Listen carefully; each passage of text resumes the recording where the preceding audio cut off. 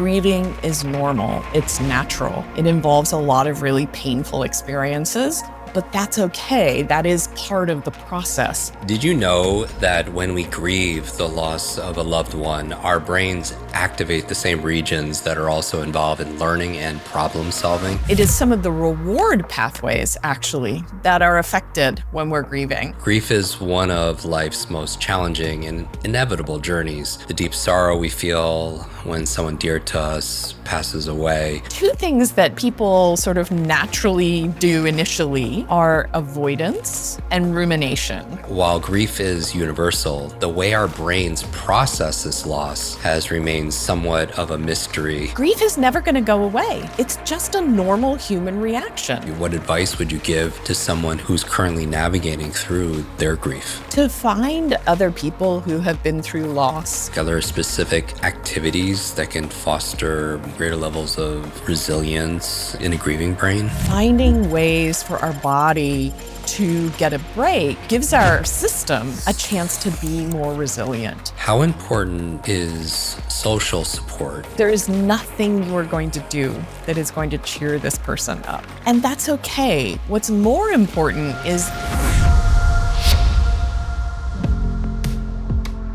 Welcome back, Kwik Brains. I'm your host and your brain coach, Jim Kwik. Today, our guest is Dr. Mary Frances O'Connor, who will take us on a journey through the neuroscience of grief, explaining why it's so difficult for our brains to accept that a loved one is truly gone, why we experience such intense emotions like sadness and anger or yearning. Whether you've experienced some profound grief yourself or are supporting someone going through it, this discussion will change how you think about love and loss and the remarkably resilient human brain. So don't miss this insightful look at the Grieving Brain. She is the author of The Grieving Brain, The Surprising Science of How We Learn for Loss and Love. Welcome to this show, Mary Frances. It's really good to be here. Thank you. So good to have you here. This is a topic that has come up, and we have a private Facebook group of maybe 150,000 people. And this is a topic that comes up on a regular basis. So we wanted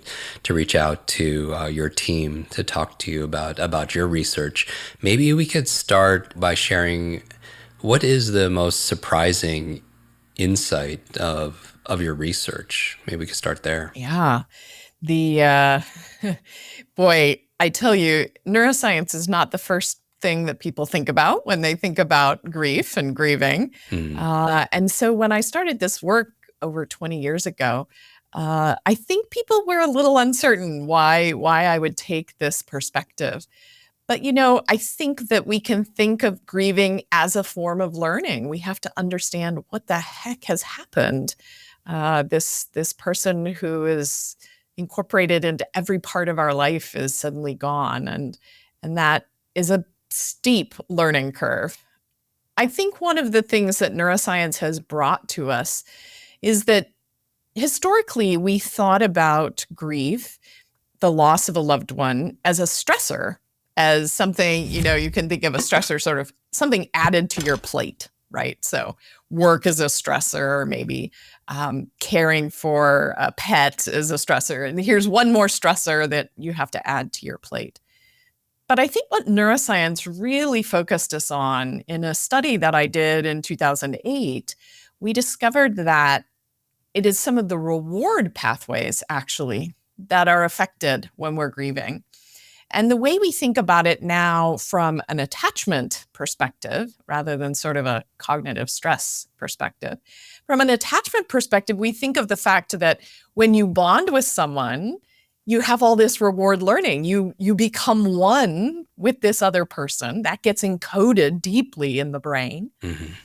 And then after a loss, we have to understand what it means that thing in the world, that way in the world that we interact has had something taken away, has had something people describe. It feels like there's a hole where this person should be. And I'm not sure that's entirely metaphorical. So I think that one of the most surprising things was that this is maybe a reward process that is being affected as we try to understand how to navigate without this person. more surprising than I would have thought at the beginning. And there's this, we have these neurotransmitters like you meant dopamine, right? It was the oxytocin that we're used to from being with individuals, serotonin, these endorphins. We were talking before we started recording. Maybe we could talk a little bit about grief's impact on learning. So, like, how does grief affect our brain's ability to learn new information and retain memories? Like, what are the cognitive repercussions of these intense emotional experiences when it comes to our learning and our memory, our performance? The brain is really using the most powerful chemicals it has in its arsenal to motivate us to seek out our loved ones. This is how attachment works. And that's a very normal process. We all have attachment figures. If we survive to adulthood, we know that we've been attached to someone, right? Because we're so helpless as individuals. But together, we provide care and love and support. And so all of these are involved, just the ones you mentioned, dopamine and oxytocin and cortisol as well. And what we find, even in animal neuroscience studies, is that when a bond is formed, because you can't really talk about loss unless you first talk about love, right? You have to know what the bond is in order to figure out what got broken, what changed. So when we bond with a loved one, we know that it sets up particular encoding in the brain. In fact, in voles, which are these little rodents that run around in North America, who pair bond for life, we find that there's actually an epigenetic change that happens in a specific region called the nucleus accumbens. This is some work by Zoe Donaldson at the University of Colorado, Boulder. And that epigenetic change means that in the nucleus accumbens, in that 24 hours, when one vole falls head over heels for another vole, we have actual changes in the way the proteins are folded in that region of the brain. And what we think of as happening there is that this we has been formed. You and me is now also encoded as we. And so what it means is it's almost like you've cocked a gun, so to speak. The encoding is there. And when we have separation from our one and only, it automatically sets off a reaction. Now that you are a we, it means that you're going to respond if that other one is missing. And that's going to be in the form of cortisol surge. That's going to be in the form of a decrease in oxytocin binding. You can think of, if you've ever been in the grocery store and you look down and your toddler isn't there next to you, but where they should be by your leg, that sort of panicky, what's happened? Where are they? That's that automatic reaction that happens in the brain. And so over time, your brain goes through that panicky protest. Wait, what's happening? Over and over. And also goes through what we call a despair reaction, which is, oh, no, this isn't just they're lost. This means they're not coming back. And that has its own set of changes. And so over time, we do update. We do begin to see that we're not going to have that loved one with us. They're not coming back. But to learn that, you have all this stuff that's going on in the background, right? I like to say that, your processor is doing all sorts of updates in the background. And I don't know, like on a computer, it's very hard to write a Word document, if in the background your computer's trying to upload something, right? Like the letters don't come out and then they spurt out. And I think that living life when you're bereaved is a little like that too. Your brain is doing so much work in the background to figure out what's happening that we know it's often hard for people to remember something that just happened or to concentrate, or they feel like time is slowed down or sped up. And I think it is really this sense that there's so much going on. So we know that those cognitive changes happen. We also know that nothing is broken. It's not that something went wrong in your brain. It's just that your brain is busy. And as that learning curve sort of, as you sort of get further along that learning curve, we don't expect those cognitive changes to persist. Before we get into some of the tools to navigate grief in a as an empowering way as we can, maybe we could compare grief to other states. So how does the brain's response to grief compare with its response to other intense emotions like love or joy or fear? Do you see a difference? It's such a great question. And I think this really leads me to a distinction that we don't usually make in regular conversation, but I think it's very helpful to distinguish between grief and grieving, right? So Okay. grief is just the thing you were asking about, just another human emotion. Grief comes, a wave of grief comes over us when we're aware that we've had a really profound loss. That's our reaction to it. That natural response is what we call grief. And that really happens in the moment, doesn't it? And, so I could say to you, what's your grief on a scale of 1 to 10, for example? And you would be able to give me sort of a number, how much of that emotion you're feeling, just like you could tell me how much anger or how much sadness. Grieving, on the other hand, is the way that grief changes over time, right? So grieving is a verb. You would have to ask the same person what their grief is like on more than one occasion to figure out what's changing, right? And so when you think of it that way, I think it helps people who have had loss because on the one hand, grief is never going to go away. It's just a normal human reaction. And, it can be 10, 20 years later.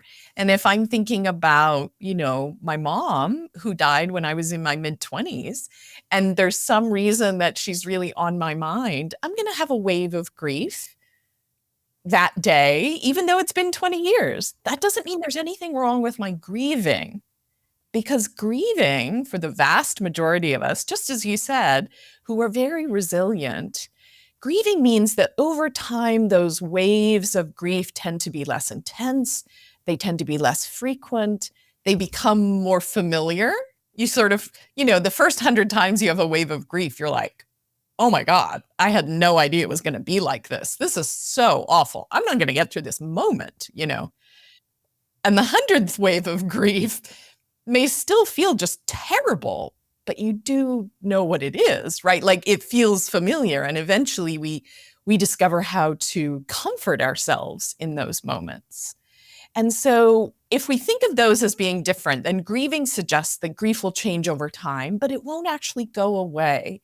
That is a normal reaction, just like anger or fear, as you described. And I want to go into the coping and the comforting of ourselves, like these tools. Are there stages of grieving, like explicit stages that are universal, or is it kind of like one abstract, more experience? The 5 stages of grieving are something that a lot of people recognize. This was developed by Dr. Elizabeth Kubler-Ross in 1969. And, science has come a long way since 1969, thank goodness. You can think of all the changes that have happened in science. So Dr. Kubler-Ross, who was a real pioneer, was talking with people who were experiencing loss, initially loss in the sense of a terminal illness, and then later in terms of grief. But what she was talking with them about led her to be able to describe the different emotions, the range of emotions that people have during grief. So they do feel depressed sometimes. Sometimes they feel angry. Sometimes they have just denial or acceptance. So she was not wrong in that those are accurate descriptions of some of the experiences that people have. It came to be used as a prescription rather than a description. And so people started to believe that you would go through these stages in a particular order, and then once you'd gotten through the stages, you were done. And that's not really how it works. We know now from much larger studies where, like I say, we have the same person that comes in more than once, and we ask them about their grief experience. What we know is that the vast majority of us show a decrease in that intensity and frequency over time. Yearning tends to lessen and acceptance tends to increase. But it's a little like the stock market, right? Even if the stock market is getting better, there's lots of ups and downs. And the ups and downs are completely normal. They are very typical and they look different for each person. So even though the overall trajectory tends to be in a positive direction, we know that it's not able to be forced into sort of stages, or that we know exactly what it's going to look like in advance. And then the tools for managing that grief, so based on your research, what are some of the effective cognitive strategies or tools that our listeners can use to navigate grief more, I don't know if the word is healthfully, but what have your research shown in terms of what could help those who are going through this process? There are a couple of things that can get in the way when we're grieving. So the first and most important thing to remember is that grieving is normal. It's natural. It involves a lot of really painful experiences, but that's okay. That is part of the process. So if people take nothing else away, I want them to consider the fact that what they're experiencing is probably totally typical and normal, even if you didn't know that it was going to feel like this. But if we think of grieving as a form of learning, I think that helps us to see why there's a few things that might get in the way. So two of the things that we think about that are very common early on, but that we want to develop a whole toolkit of coping strategies, right? And if we keep using a hammer, it's not really going to fit in every situation. Can't use a hammer to, fix a broken window. So the two things that people sort of naturally do initially are avoidance and rumination. So I'll tell you about those a little bit separately. So avoidance is pretty much what the word sounds like. People, because grief is so painful, people avoid being reminded that this person is gone. And that, if you're at work and you have to make a presentation about the budget, it's totally fine to think, you know what, for the next 30 minutes, I am not going to think about this. I'm going to pretend this hasn't happened. I'm just going to get on with this presentation I have to make. That's totally normal. So it's not that avoidance is never appropriate. But if we keep avoiding things that will remind us of our loss, or if we find that we're trying to avoid the feeling of sadness or grief or yearning, some people avoid by doing things like drinking a lot or staying extremely busy so that they can sort of force it out of their mind. If grieving is a form of learning, your brain really does have to have experiences in this new reality that you're in order to help us make good decisions about how to restore life now. And so avoidance, when it goes for too long or it's used too much, and there's no, I can't give you a specific percentage of time or anything, but what we find is that if people are using avoidance too much, then eventually we find they're not really adapting, usually very healthily, as you described it. The other strategy that we use is rumination. And so rumination, what I mean by that is just those thoughts that go round and round and round in your head. Like often when you're not doing something else, you're sitting at the stoplight or you get into bed at night and your brain is just going, right? For grief, the form this rumination takes is sometimes the guilty feelings, what we call the would've, should've, could've. So if only I would have gotten them to the hospital sooner, this wouldn't have happened. Or if only the doctor would have run another test, then, we would have known about this.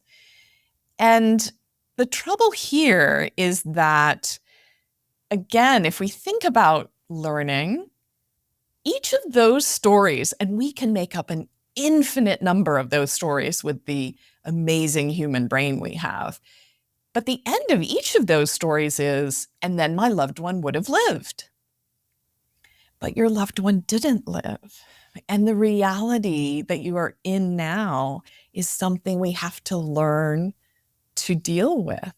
And so in order to do that, we have to have experiences where we're in the present moment, where we're interacting with our grandchild, who's telling us some ridiculous story, or we're just standing in line at the coffee shop. And, if you're in the present moment, maybe you notice someone gives you a really nice smile for no apparent reason. And in the present moment, there are painful feelings, but there's really wonderful feelings as well. And that, I think, is what helps us to restore, really responding to what makes sense now. Who am I now? What do I like? What do I want to be spending my time doing? And if we're ruminating, if we're lost in our head all the time, we're not really in contact with the present moment where we can learn those things. You mentioned the word adaptation or adapting. We talk a lot about on our podcast, and I don't know, we've come close to 400 episodes about neuroplasticity. How from your research, how does neuroplasticity play a role in recovering from loss? Like, are there specific maybe activities that can foster greater levels of resilience in a grieving brain? I think that it is very clear to me that we have to update, the neural maps that we have, because everything we have known and have planned usually involves our loved one, right? And so I think while it is very clear that neuroplasticity is important, and probably the small piece of evidence I can tell you about that is in a study of older adults that was done in the Netherlands, a very large study. They found that people who had more mild cognitive impairment tended to have more severe grief, and that it tended to not improve in the way that we would expect. Now, that's mild cognitive impairment. That's not the same as having difficulty just concentrating, for example, which is very normal. But it does suggest to us that brain health is important when we are grieving. And given that we know that grief is very stressful, right? Despite what I said at the beginning, it is, of course, also a stressor. And we know people's heart rate goes up, their blood pressure goes up a little bit. They're at increased risk for things like stroke and heart attack. And the reason I say this is it's important to attend to our physical body. It's really important to give our body a break. So finding ways to relax, finding ways to exercise, even if that's just going for a walk or, taking a yoga class, finding ways for our body to get a break gives our system a chance to be more resilient. So it's not that you have to be sort of actively contemplating grief all of the time. It's partly that your brain is going to adapt, but we want to support it as much as possible. None of the ingredients contained in the Kwik Mind product are claimed to treat any disease or health condition. Consult your own physician before commencing a nootropic regimen to ensure that this product is appropriate for you. Do you struggle to stay focused or find that your mind wanders when you need to be sharp? Are you looking for an advantage or an edge that can eliminate sluggishness and elevate your cognitive performance? That's why, after decades of research and development, I'm thrilled to bring you Kwik Mind. It's more than just a supplement. It's a key to unlocking your cognitive freedom on a day-to-day basis. Just imagine having the clarity of thought, sharp focus, better memory, and being calm under pressure. Every capsule of Kwik Mind is a blend of 5 pristine ingredients, each backed by research and chosen for its ability to support specific cognitive functions. So, are you ready to meet the sharpest version of yourself? It's just a click away. We have it all at kwikmind.com, kwikmind.com. Place your order for Kwik Mind today and join a community that's redefining what it means to live a life of mental abundance. We talk a lot about in our books, podcasts, and courses about how good brain health could lead to better mental health, and whether it's certain foods that are neuroprotective or managing your stress, getting better sleep could help with the process. From a neuroscience perspective, how important is social support? Because that's one of the things we talk about for brain health, but social support systems in the grieving process, like how do they potentially even physically alter the brain's response to loss, having not just your neurological networks, but your social networks, and how does the friends, family connection with with loved ones help with this process? Social support is really critical during grieving, and that's for a few different reasons. I think the experience of really profound loss is very isolating for a lot of people. They often lose the person that they would turn to in a time of stress. So it's sort of this double whammy. They're dealing with the loss of this person and also the loss of the person they would turn to under a situation of extreme stress. And because we don't have a lot of grief literacy in our society, where we don't really know what people are going through or the range of individual responses that we have, not every grief looks the same. For those reasons, it can be really hard to describe to someone what you're going through. As those who are sort of grief adjacent, it also can be very difficult to listen to someone who's grieving, especially if you think that your job as the person supporting is to cheer them up. So there is nothing you are going to do that is going to cheer this person up. And that's okay. What's more important is that you witness what this person is going through, that you say to them, I know that you can't see that you will eventually restore a life that is meaningful and makes sense to you, but I can see that that will happen for you someday, and I'll be here until we get there. Neither of us know what it's going to look like, but I will be here until you get there, and you can tell me anything, whatever is happening. The reason I think that's so important is that as people feel this isolation, they feel like people don't understand them. They're walking around kind of predicting the presence of this person every time they walk in the room, and no one else is having that experience. No one else is walking into a room and thinking, gosh, Bob's not here today. But the bereaved person, every time they walk in the room, is thinking, oh, geez, right, Bob's not going to be here, So I think the problem is that over time, we can continue to remain more disconnected. We can actually start to feel lonely. And that is really problematic in grieving. We try to find a way to shift to feeling connected, to recognizing how universal grief is, and feeling like we can understand other people who are grieving in a way we never did before, maybe. Yeah, I was having a conversation with a friend of mine who's been on the podcast a few times, Simon Sinek, and just talking about the power of just having somebody sit in the mud with you, just going through that, and just not necessarily trying to fix it, but just, feeling seen and heard. So having studied grief so extensively as you have, I'm wondering, how has this impacted your personal view on loss and recovery? And I guess the second part of that question would be, what advice would you give to someone who's listening, who's currently navigating through their grief? Well, I mentioned a little bit ago that my mom died when I was 26. And we had known she had had metastatic breast cancer for quite a long time. So we definitely knew it was coming. But at the age of 26, I didn't really understand a lot about grief. I didn't know what it would feel like, and I didn't know what was going to be the best way to sort of navigate, as you described it. And over the years, I ended up, because of my clinical psychology degree, and then because of focusing on grief specifically in my research, I ended up talking with just hundreds and hundreds of people who were grieving.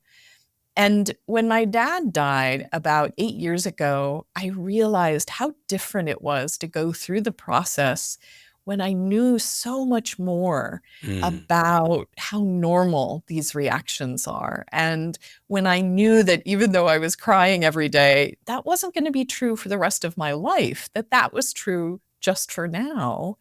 And so I think if I had something to suggest, it would be to find other people who have been through loss, and maybe a little further away from loss than you are, so you can sort of anticipate a slightly different future than what you're experiencing right now. And especially people who seem to be resilient, who have had loss, but it's not like the first thing they're always talking about. I think when we seek out those people, it genuinely makes us feel more normal when they say things like, oh, yes, I cried every day for a long time. And just to hear that and to know there's nothing wrong with you, you're not broken, you're just on a learning curve. And, if you think about there's a tradition in some Native American tribes where they cut their hair off when a loved one dies. I think if you think about how long it takes for our hair to grow, then I think it helps us to realize this is a natural process, but it takes a long time. No one says, why isn't your hair growing faster? It just takes the time that it takes. So having someone that you can really connect with is important. Even if that's really the only thing that you share in common, just having that person to talk with, so important. If you're tuning in, we're here with Dr. Mary Frances O'Connor, who is a neuroscientist and a psychologist, the author of The Grieving Brain, which is really wonderful research. And also, I think but I think a lot of people should go out and get this book and put it into practice, or maybe even gift it to somebody. Talks about how, kind of we touched on it here, how to go about restoring a meaningful life while going through this grieving process. Who did you write the book for, and what are you hoping that they get out of it? I am steeped in grief research every day. I'm designing studies and looking at data and talking with colleagues who are doing their studies. And I realized at some point that this information was not actually getting into the hands of people who could use it. If I sat next to someone on an airplane, they didn't know grief was being researched. And I thought, what a complete shame that was. So writing the book really was about, how do I give you the information that I have in a way that is understandable, but that would empower you then to know kind of what we think about how the brain processes grief, and that might help you to make different decisions in your life, to sort of borrow my glasses for a while and sort of see the world through my lens, because some things may come into focus that might not have been before. So it really is a book for the general public. You don't have to have any background in medicine or neuroscience, and people tell me that it's very understandable. So it is my hope that people, by understanding a little bit of the why and the how, that the what of grief will make a little bit more sense. And reminds, what I got out of it, I was going through it, is that it just reminds us that we're not alone. And, what we're going through, sometimes, thinking about loss that I've had in my life, I go through this process, and maybe I even, at another level, like judge myself for going through that process, yes. Right? And yes. So The Grieving Brain, it really has wonderful storytelling and very, as you mentioned, accessible science and practical knowledge that could help us better understand what happens when we grieve, because there was no courses that we went through in school describing this process, and really giving us hope and help to navigate loss, which is universal, with a little bit more ease, a little bit more grace. Where can people get their copy of the book? So the book is available everywhere books are sold, in paperback and audiobook, and for an e-reader. You can also go to maryfrancesoconnor.org and find the book there in my laboratory. Fantastic. And we'll put, as we always do, everything in the show notes at jimkwik.com/notes. We'll put a link to Mary Frances' website, social media, a link also to the book. And Mary Frances, I want to thank you so much for the work that you do. I know you spent decades researching this subject matter. And I'm hoping that for anyone who's listening, if this resonates with you, that they'll go deeper, as they do with from listening to our show, that expose them into potentially more hope and more help. And if somebody's going through this process, just from my heart to yours, I just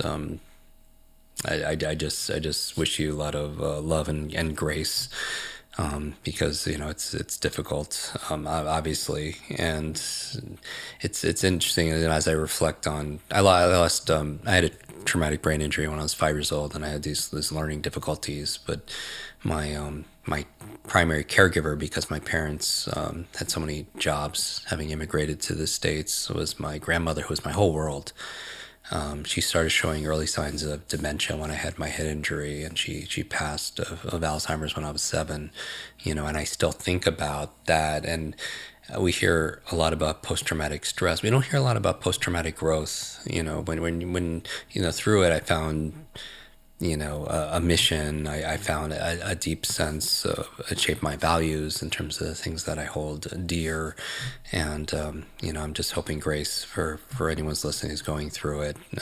And there's resources like this book that could help you be able to go through and process it in a way. So I want to thank you, Mary Frances, so much for being on our show. Thank you for the work that you do. Yes. And thank you, Jim, for bringing this conversation to people. It takes bravery to talk about these things. And I really appreciate you opening that for people to really think about. Thank you, everybody who's listening. I remember we put the extended version on our YouTube, all the audio platforms like Spotify and Pandora and iTunes. We keep it to 20 minutes because it's Kwik Brain. But please join our 1.5 million plus subscribers on YouTube to see the extended version. Again, to go deeper, go to jimkwik.com/notes, and we'll put links again to Dr. O'Connor's website, to the book, and so much more, as well as a summary of this conversation. So, Mary Frances, thank you so much again. And everyone who's listening, we'll see you in our next episode. Until then, be limitless.